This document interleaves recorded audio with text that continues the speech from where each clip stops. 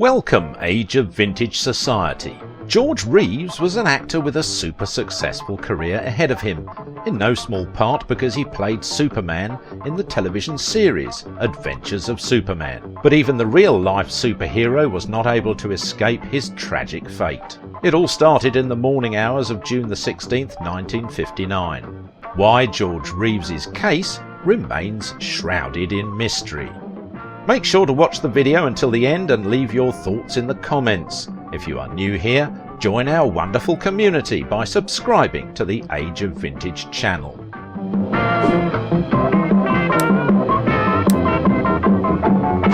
The mysterious circumstances surrounding George Reeves's death.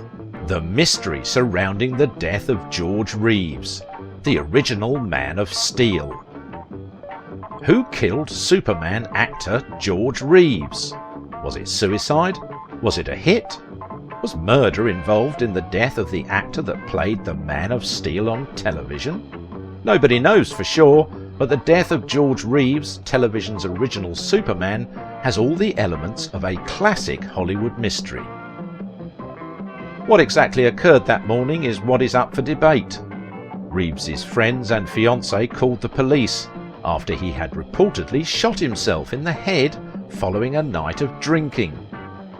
But the stories they told police just did not add up, leaving some to question whether he was accidentally shot or if he was, in fact, murdered by those closest to him. On June 16, 1959, actress Phyllis Coates was woken up around 4:30 a.m. by a very strange phone call. The woman on the other end of the line was a woman named Toni Mannix. She sounded very disturbed and was hyperventilating as she rasped, "The boy is dead! He's been murdered!" This kind of phone call would not have been out of the ordinary for Lois Lane, the character Coates famously played on TV. But not even Lane could have imagined that the dead boy was none other than Superman George Reeves himself.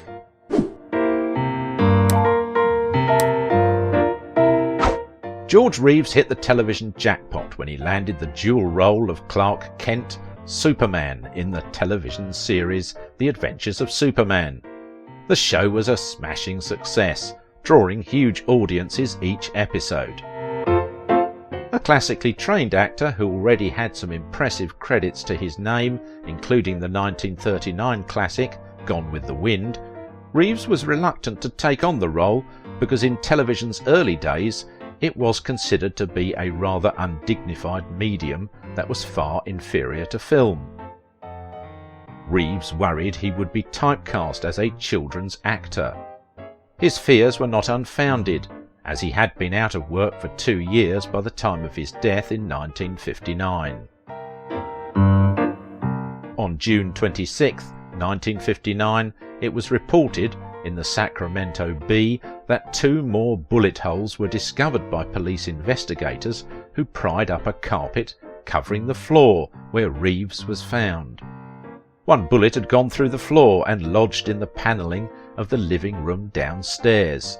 The other one was recovered from a ceiling beam. Examination disclosed the same Luger automatic that killed Reeves had fired them. The bullet that killed Reeves was recovered from the bedroom ceiling. Only one empty cartridge case was found in the bedroom, however, and no fingerprints were found on the gun. A gentleman in real life, given to moods, he was despondent because everyone thought of him as Superman, not as an actor, and now that the show was no longer shooting, he couldn't get a job. One of his friends wrote a poignant epitaph. "Superman was like a puppy dog," she said. "All who knew him wanted to cuddle and care for him." The Beverly Hills Citizen reported in a copyrighted interview that Jerry Geisler doubts George Reeves committed suicide because the case has too many phony angles. On June 29, 1959, the pallbearers were named for the funeral of George Reeves. On June 30th, 1959, the Sacramento Bee reported that a friend of Lenore Lemon backed up her story of a second bullet. The woman, whose identity was kept secret by the police, said that a few weeks before Reeves's death, she was with Lemon in the house. After Lemon asked, "Would you like to hear how this sounds?" she fired into a beam in the ceiling. Meanwhile, in the Beverly Hills Citizen, attorney Geisler is quoted as saying her story is a bunch of hooey.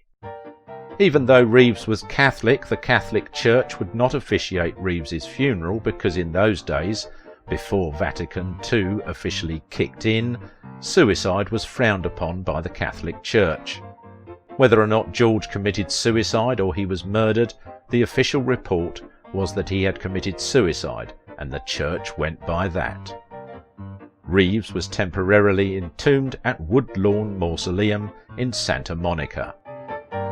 It was reported that Mrs. Besselo would take the body to Cincinnati in the fall, and on November 28, 1959, another autopsy was performed by Dr. Alan R. Moritz at Cincinnati General Hospital in Cincinnati, Ohio. Dr. Moritz later opinionated that his findings were consistent with suicide.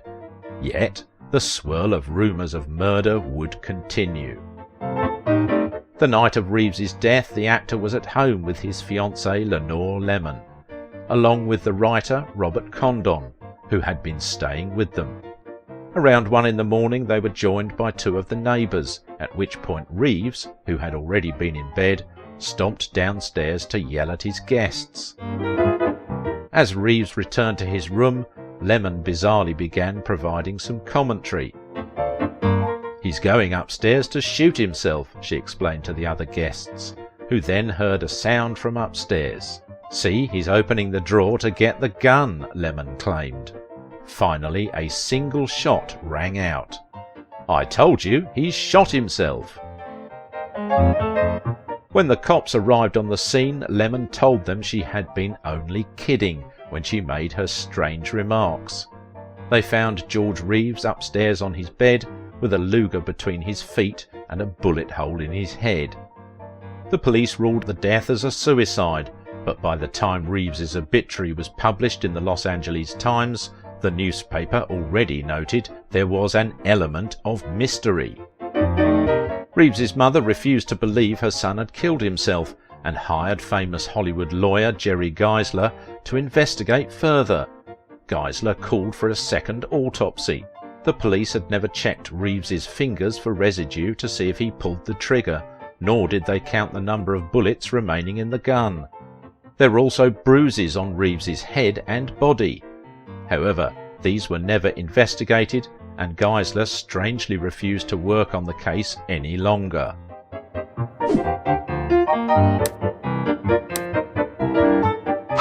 Geisler had been paid a hefty sum, so why did he suddenly drop the case? Perhaps he came a little too close to the truth. In reality, George Reeves's life was a far cry from that of his heroic television counterpart. He had recently been involved in a serious affair with a married woman, Toni Mannix, before dumping her for his high society fiancée, leaving Mannix devastated. The husband of Reeves's jilted lover was the infamous Eddie Mannix, a fixer at MGM during the golden age of studios, when his job was to make stars' problems vanish. Although the power of the studios was waning by the 1950s, it's possible Eddie Mannix still wielded enough influence to fix George Reeves at his wife's behest. Or perhaps Toni took matters into her own hands and simply had her husband cover it up. After all, it was she who had made the early morning phone call to Coates before anyone outside of Reeves's home could have known about his death.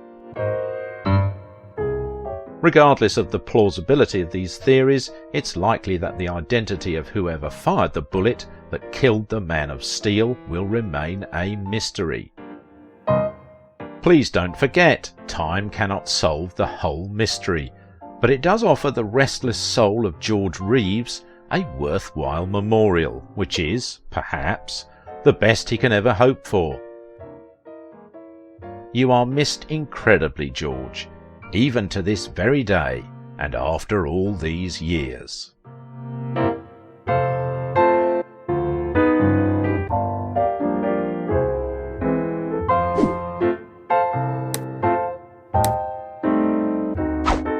Now it is your turn. What is your opinion about the George Reeves case? Why did Geisler suddenly drop the case?